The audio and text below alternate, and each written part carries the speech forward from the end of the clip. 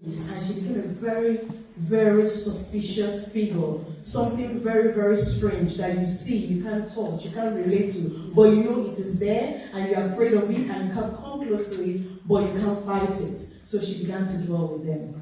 And then over time, the lady began to bear children.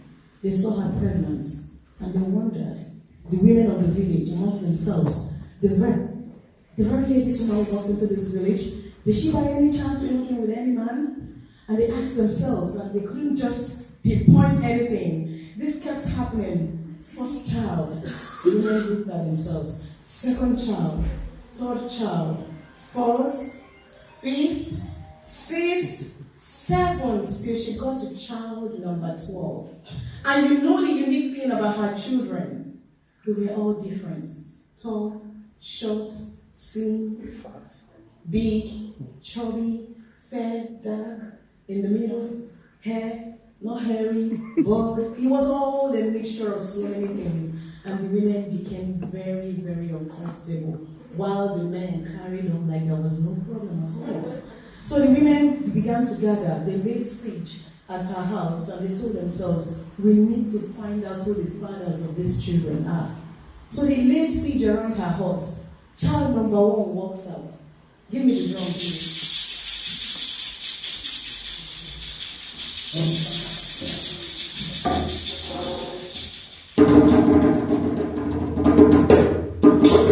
Pause. Another chaos moving. And they looked at themselves. With her knocked knees, I think she belongs to the palm wine tapper. There's a resemblance. Those knees, they look like the palm wine tapper's knees. So they struck her out. Child number 2 walked out.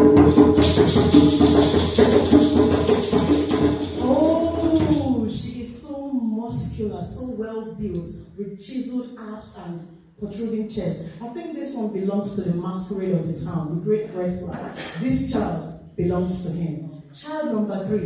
A pretty, gorgeous maiden with skin the color of clay. And they looked at her, and there was no other person that this child could belong to. That one of them was handsome men in the community, so they removed her. Gradually, all the children began to come out, and they began to send fathers to them. This belongs to this person, this belongs to that person. So the women began, they decided to go home and stage a riot. Wives revolt with their husbands.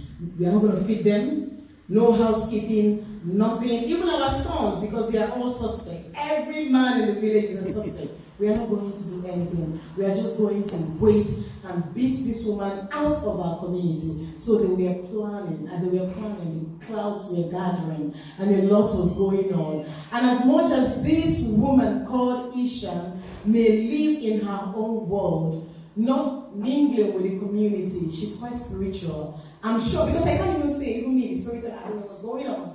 And, we can't say what her mind is, but I think she may have perceived that there's an impending doom and something is looming closer that is going to pose a harm and to her and her dozens. They call them